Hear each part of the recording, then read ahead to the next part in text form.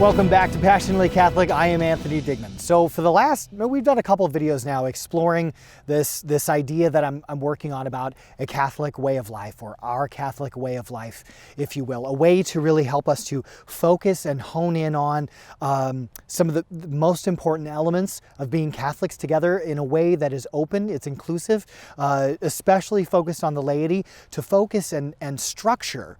That's a good word, yeah, to not only focus, but also to structure our lives in a way that we're focusing on really things that are most important, being inspired by the saints who have come before us in their spiritual lives and what they tell us to focus on, as well as the value of the structure provided by monasticism. So this is almost like a little bit of monasticism in our world, right? Just having elements of structure that are also flexible, not so firm like you would need in a religious community or a monastery, but having the flexibility to be able to be used by lay people in the everyday world who have various obligations going on, various things that they're required to attend to because of their vocation, that makes it impossible for them to live a monastic life, but to still be able to have that structure. Now, I mentioned in a previous video that love, charity, would be the heart of this Catholic way of life. And the reasons why, because Jesus talks about in the greatest and second greatest commandments, loving God with all your heart, mind, soul, and strength,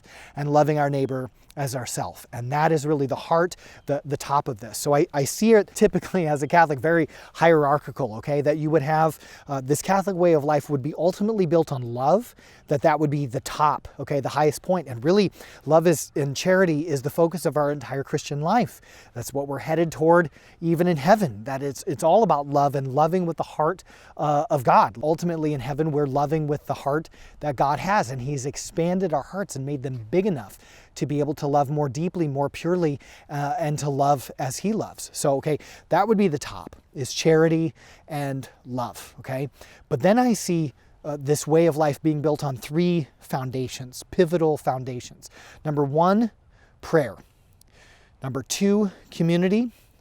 And number three, discipline. So with these three foundations, prayer is number one, because Jesus says the greatest commandment is to love God. Okay, God is number one with all of our heart, all of our soul, with all of our mind, and with all of our strength. So through prayer, that is where we do that. That is where we grow in our relationship with God most deeply, most profoundly, where we deepen that relationship, where we come to speak to Him, to hear God's voice, to build that relationship, and to be able to be filled even more with His grace, with His peace, with His message, with the challenges that He has for us. So prayer is absolutely pivotal. The second pillar of this Catholic way of life is community, because look, no man is an island, right? No man is an island, and we're not meant to be on this journey of life, the spiritual life, this journey alone. It's not just us and God, right? A healthy spirituality is both vertical and horizontal.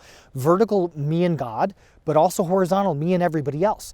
God doesn't will to save us as individuals. This is why throughout all of the Old Testament, God created, He gathered His people around Him. He gathered Israel. He gathered the Hebrews around Him, the Jews around Him as His people. And He wills to save them as a community. And they each are part of that. They contribute to that relationship that we have with God as a community. So yes, I can have a relationship with God vertically, individually, but I'm also having a relationship with God in the midst of having a relationship with others, because it's a family. It's not just an individual salvation story. It is a communal salvation story. And in the New Testament, all of this continues with the church, that I'm not alone in this. I am part of the bride of Christ. I'm part of the body of Christ. I'm part of this broader, bigger community in which we are all growing in relationship with God. We're challenging each other, supporting each other. We're holding each other accountable. And this is absolutely vital for us as human beings in general, but certainly as Christians and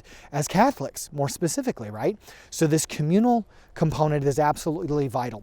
Third component is discipline, because we to build habits, right? We're creatures of habit. To build virtue, we have to do things consistently. We need an element of structure, and we need to be able to discipline ourselves, because thanks to the fall of original sin, thanks to concupiscence, which is our tendency to sin, our likeliness to sin, right?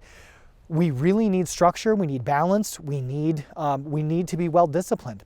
Now, this all circles right back to love, okay? This greatest commandment, loving God with all of our heart, mind, soul, and strength, and loving our neighbor as ourselves.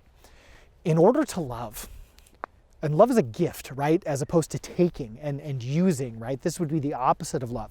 Love is a gift, is a pouring out of self for the beloved. In order to properly love, in order to be able to love at all, to give of ourselves, you can't give what you don't have, right? I cannot give what I don't have. In order to love, I must have at least a minimal degree of self-mastery, of self-possession. I must possess myself in order to be able to give myself, because we cannot give what we don't have. So discipline is absolutely critical in the spiritual life. And if we're going to love God with all of our heart, mind, soul, and strength, we have to have possession of our heart and our mind and our soul and our strength in order to do that.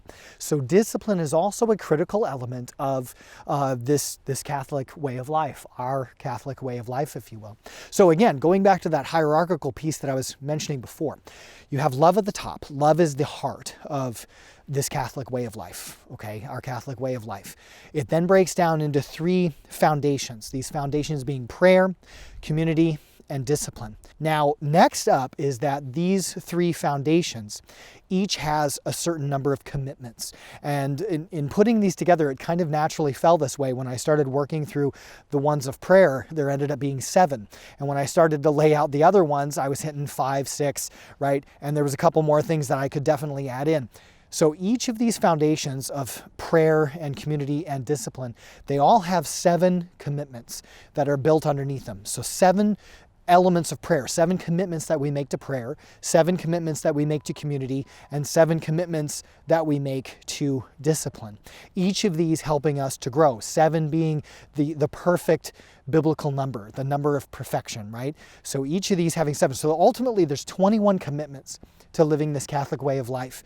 And each of these, they're interdependent, they're intersupportive, that these are not just, I do 7 things in terms of prayer, and that has nothing to do with my 7 things for community, and that has nothing to do with my 7 things for discipline. No.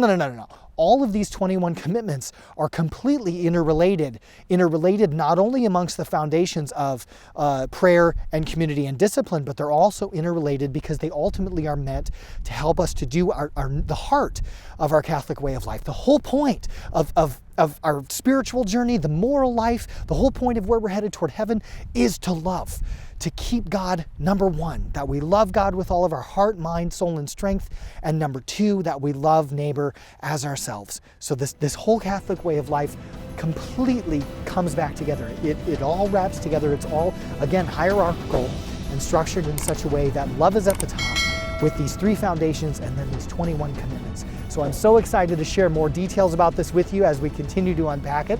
Wish you all God's blessings and peace, and I'll see you again in the next episode.